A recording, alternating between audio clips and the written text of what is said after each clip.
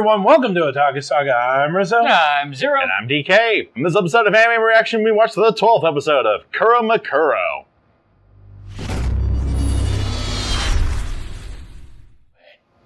If you want to check out our reaction to the 12th episode of Kuromukuro, hit that link in the description below. And be sure to give us feedback in the comment section, because we love hearing from you. And as always, if you like what you see, subscribe to Otaku Saga. And don't forget to like and share our videos. And thanks for watching. So on this episode of Kuromukuro, boot camp. Boot camp anime style. So naturally... So summer boot camp, we had obviously Kinosuke and Yukina. And we also had, what's the blonde girl's name? Sophie. We had Sophie. Sebastian. The Chinese girl. Yeah, the Chinese girl who's the partner of the dipshit. Yeah, the gift for the dipshit. And Akagi. Yeah. Right. Pilot training. Well, the wannabe pilot. Wannabe pilot in training. Yeah, so, I mean, it was your basic boot camp thing. You get the people who have been part of the military stuff before, they're all doing well. People who haven't, not doing so well. And, of course, a shit ton of Full Metal Jacket references. I wouldn't necessarily say shit ton, but... All right. There was one that I could definitely see at the beginning. He's quoting Gunny Hartman a good load through their training, though. Yeah. So... Still not the best example of such an anime. Full Metal Panic. Full Metal Panic, Fumafu. Mm-hmm. The rugby team. Literally, word for word. And funny in the English version because they actually went and actually got the word for word from the Full Metal Jacket script, which was funny. Nice. But yeah, so Akagi ends up breaking his ankle in training, which kind of sucks for him. He's not going to give up that easily, though. It doesn't happen. I did like that they showed that he didn't give up. He's still doing the weight training and basically any training that he can do by himself without having to use his right foot. He's trying, yeah. Actually, that's one of the things I do like about this series is that the character development can come across a little bit idealized, a little idealistic at times, but it can be true to life in its idealism. Yeah, definitely. But yeah, basically, so he was given the setback, and he's not giving up on it, even though his father and the dumbass guy who was training them are like, oh well, he needed to quit when he was ahead anyway. He probably won't quit. Oh no, he's not. He's very determined. So another thing of note, fuck, what's her name? The main girl. Yukina. Yukina sucks at shooting. Oh god.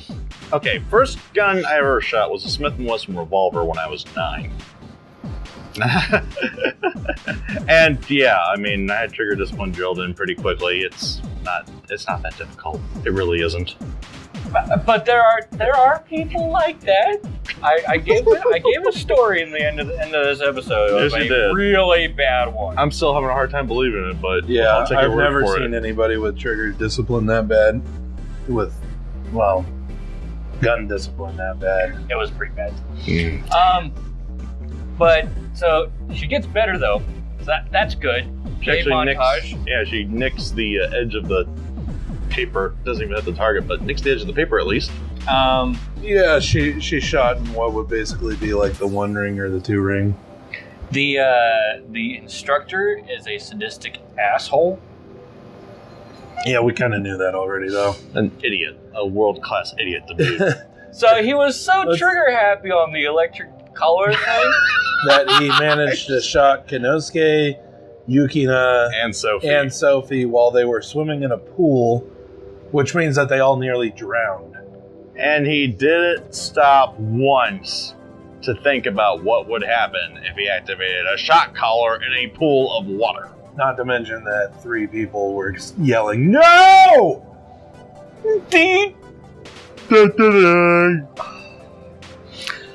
So that comic relief. Yeah. But Which is kind of what he is anyway. right. True. But the real thing to note is they're trying to implement the anti-gravity fields on the Gauss. Well, I think they already had anti-gravity fields on the Gauss. That's kind of how they're able to operate anyway. They're kind of modifying it though. But basically, yeah, they're modifying them so that the anti-gravity fields work more efficiently, like the ones on the enemies. Effie bulb. Yeah, they have Effie bulbs. So they can attempt to walk on water and stuff like that. Yeah. In this episode, they succeeded in starting, but they ran out of juice too quickly, or something similar. Yeah, it broke down like a few steps in. Yeah, something that I thought was kind of noteworthy is that guy with the camera, their classmate, he actually noticed that something was wrong before the pilots even noticed something was wrong. Oh. At least that's the way that the anime was cut. Yeah. Okay. So we might see something about that next time. But it's definitely something to keep an eye on, because that could be an interesting detail that they left in. And also our camera was actually pretty well camouflaged, and he shows a really good vantage point for watching what's supposed to be normally a top secret research facility. Well, it clearly wasn't top secret because they had hundreds of people on the dam watching it, True. and they were allowing people to film it, just not with drones or tripods. Because obviously, such a difference, right? Yeah. Actually, it is. With drones and tripods, drones, I can the understand, stability. Basically, you're going to get a higher quality image. You can get a drone in closer, is what I was thinking.